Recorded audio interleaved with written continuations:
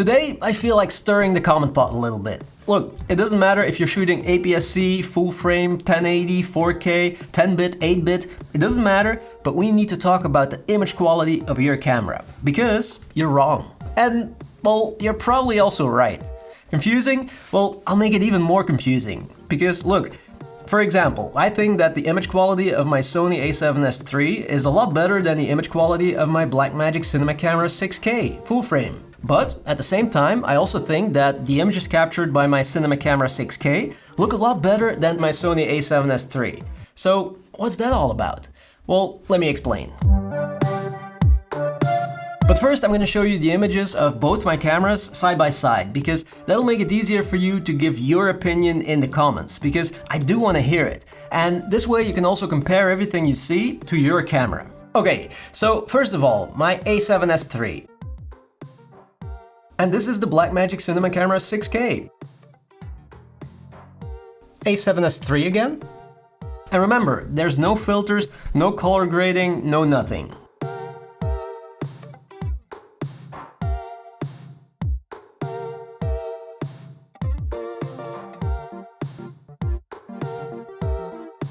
But of course, I was using different lenses. Sony 35mm on the a7S III and 7 Artisans Cine lens on the Cinema Camera 6K. Okay, so now let's put the same lens on both cameras. A lens from a different brand. I have a vintage Pentax here that I can mount on both cameras. Here we go. Same comparison. So, does this change anything? Which one looks better? Which one has the best image quality? I know 100% sure that we'll see different answers in the comments. So what's going on here? Why are camera reviews always such a divisive topic, especially when it comes to image quality? I even made a comparison video a long time ago between my Sony a7S III on highest quality settings and my Canon M50 on lower quality settings. So that's a $3,500 camera compared to an, what was it, $800 camera?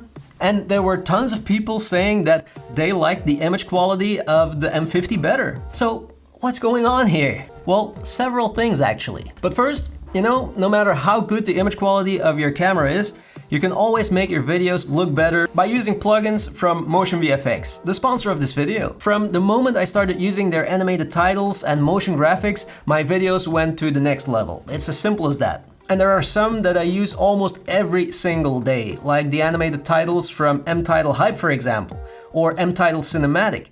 But also plugins like M-Callout Simple or MTuber 3 are super useful to pretty much every content creator. And not only that, because MotionVFX also saves me a lot of time, because everything is super easy to use, just drag and drop whatever you like on the timeline, customize it, and done. So go check them out, the link is in the description, and of course, as always, thank you so much MotionVFX for supporting my channel. Okay, back to the main video. So let's go to Wikipedia and search for image quality. What is image quality? Well, right away we see the answer actually. First two sentences, image quality can refer to the level of accuracy with which different imaging systems capture, process, store, compress, transmit, and display the signals that form an image.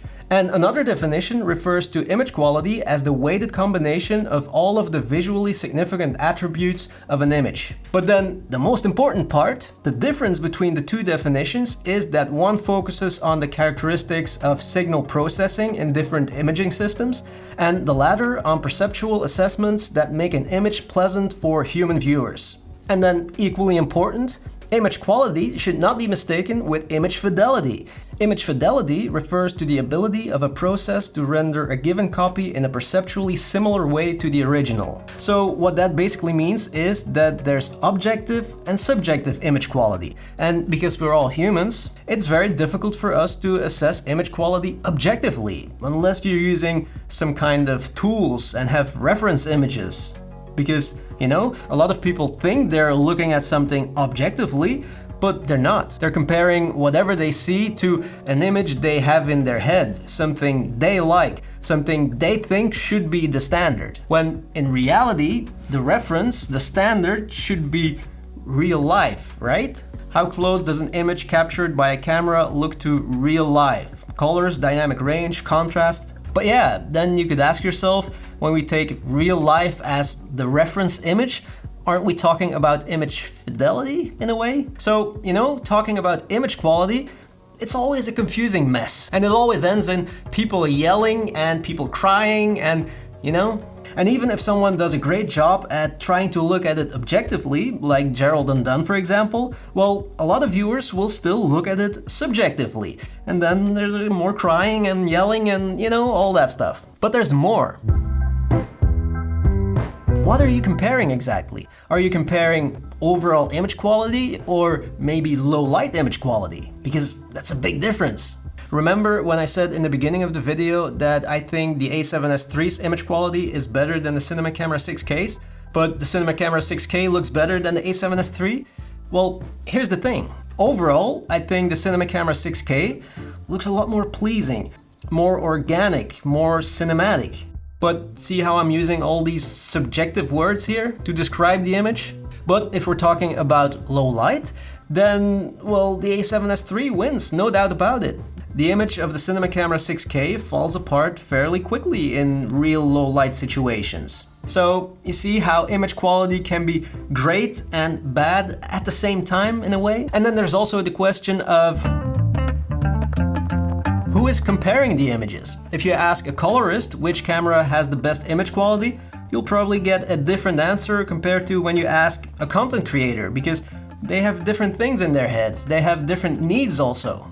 Or even simpler, I don't like super sharp images, so if you ask me to compare two images, I probably won't take sharpness in consideration all that much to make a decision, unless it's completely horrible for one of the images, of course. But most of the time, I look at other things, like dynamic range and the overall pleasiness and cinematicness of an image. Subjective.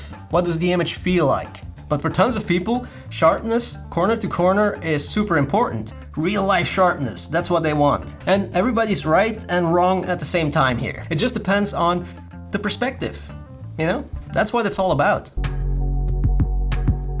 And then finally, something I've mentioned a million times probably in my videos, but still a lot of people do not understand this. Different does not mean better or worse necessarily. Let's take a look again at the image of my A7S III and the Cinema Camera 6K.